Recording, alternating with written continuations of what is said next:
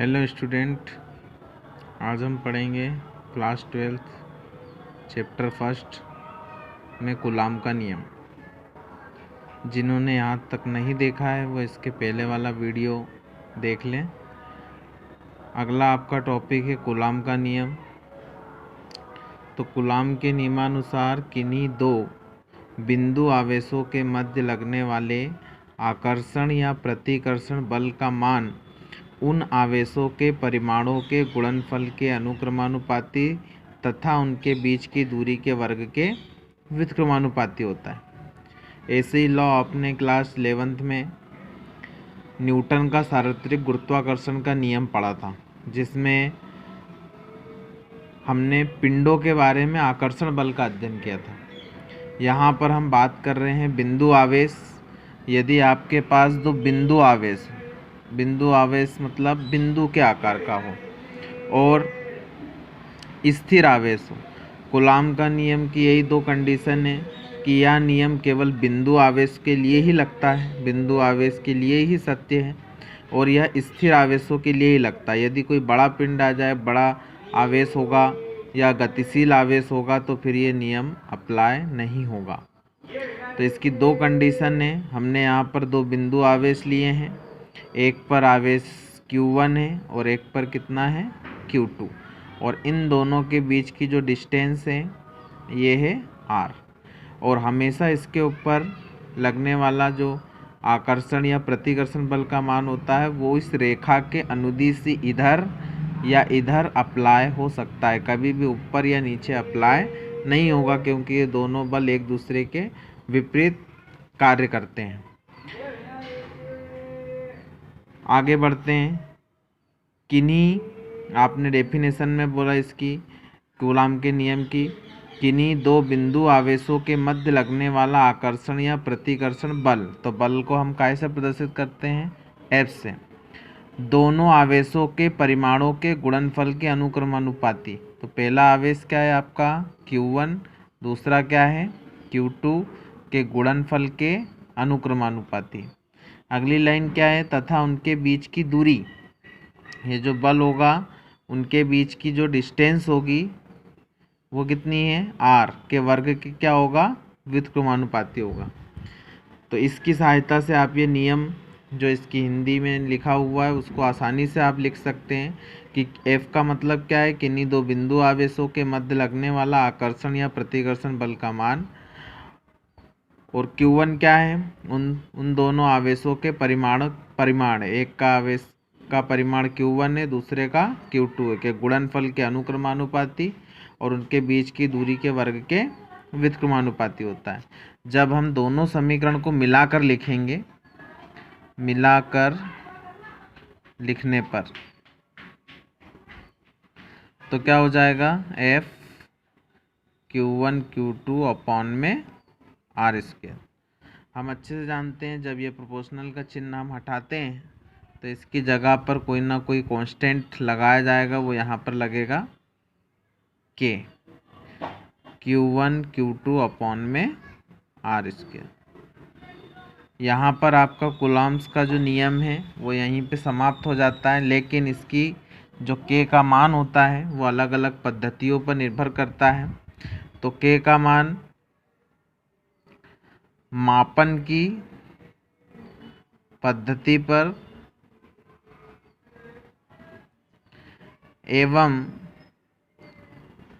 उनके बीच के माध्यम पर डिपेंड करता है। सबसे पहले हम बात करते हैं SI पद्धति में। SI पद्धति में भी सबसे पहला पॉइंट हम देते हैं वायु या निर्वात के लिए। निर्वात क्या होता है, जहाँ पर कोई भी बिल्कुल भी वायु नहीं होती उसे हम क्या कहते हैं, निर्वात।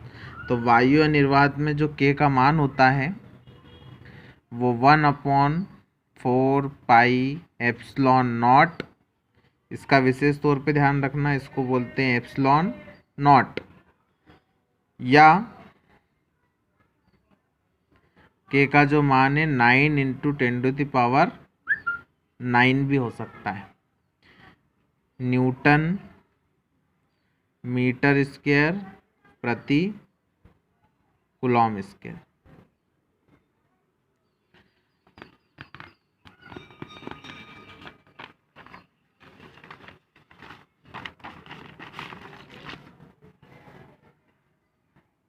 ये जो आपने के का मान निकाला है ये हम समीकरण नंबर 1 में रखेंगे। तो F बराबर से हो जाएगा के की जगह पर 1/4 pi epsilon naught into Q1 Q2 upon में R स्क्वायर न्यूटन। ये वैल्यू भी हो सकती है, या फिर F equal to 9 into 10⁻⁹ Q1 Q2 upon में R स्क्वायर न्यूटन। इसकी आपको बाद में भी आवश्यकता पड़ेगी, इसको भी आप इक्वेशन दे सकते हैं, इक्वेशन सेकेंड और इक्वेशन थर्ड। यहाँ पर एक चीज़ और ध्यान रखना, एप्सिलॉन नॉट का जो मान होता है वो 8.85 into 10⁻⁻12 coulomb square newton metre square. तो एसआई पद्धति में वायु निर्वात के लिए सेकेंड हम बात करते हैं। अन्य दूसरा माध्यम, अन्य कोई भी दूसरा माध्यम हो तो उसके लिए जो के का मान होता है वो 1/4 पाई एप्सिलॉन नॉट 1 में एप्सिलॉन आर, या इसकी जगह पर आप 1/4 पाई एप्सिलॉन नॉट के भी लिख सकते हैं। तो हमारे पास यदि हम इक्वेशन नंबर फर्स्ट में इसको पुटअप करें तो आपके पास आ जाएगा 1/4 pi epsilon naught epsilon R Q1 Q2 upon में R स्क्वायर, या फिर आप इसी को 1/4 पाई एप्सिलॉन नॉट के Q1 Q2 अपॉन में R स्क्वायर भी लिख सकते हैं। और इसकी जो वैल्यू होती है एप्सिलॉन नॉट के इक्वल टू आप एप्सिलॉन भी लिख सकते हैं।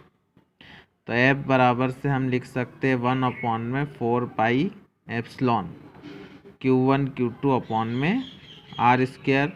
यहाँ पर जो अपन बात कर रहे हैं एप्सिलॉन आर या के की, यह कहलाता है माध्यम का पराविद्युतांक। इसका जो मान होता है धातु के लिए, धातुओं के लिए इसका मान इन्फिनिटी होता है, अनंत होता है। वायु के लिए 1 होता है, और अन्य कोई भी माध्यम हो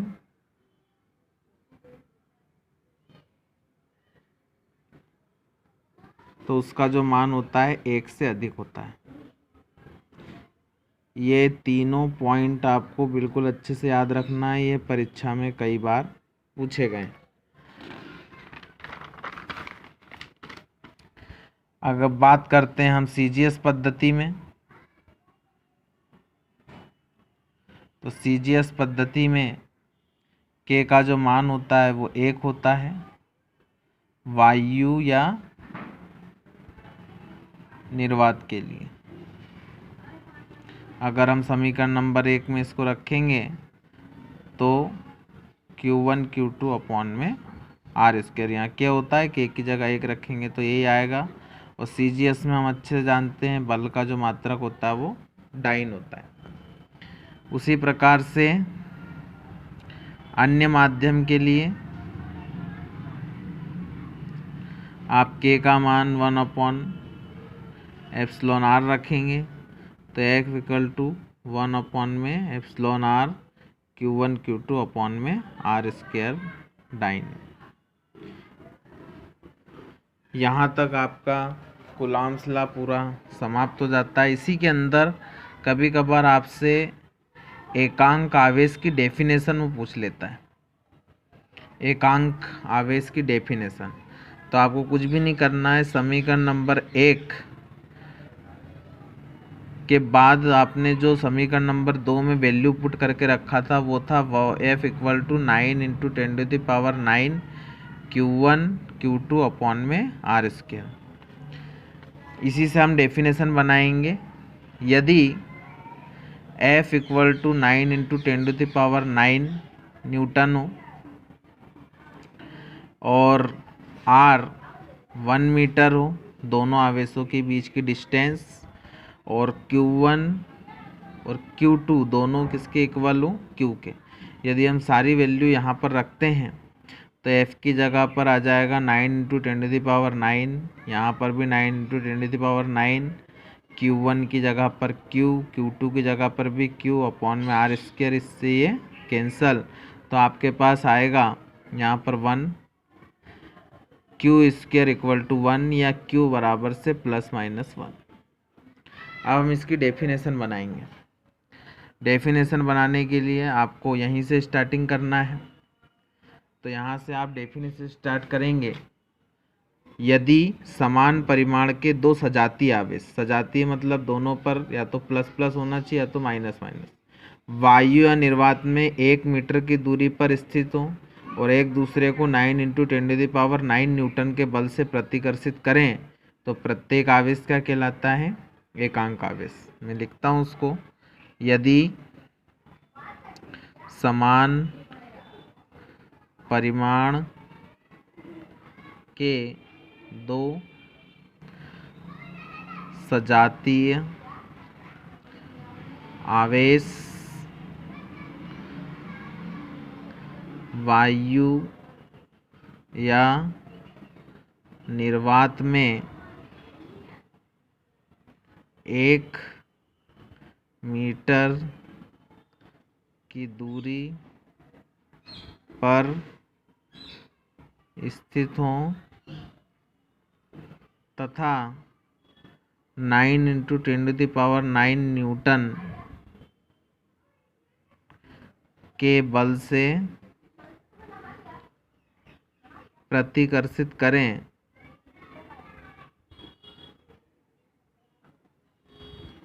तो प्रत्येक आवेश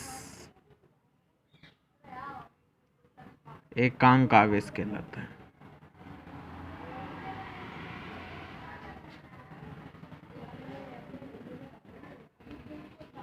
तो ये आपका कूलॉम्स लॉ पूरा कंप्लीट हो गया। इसके आगे अगला टॉपिक हम पढ़ेंगे।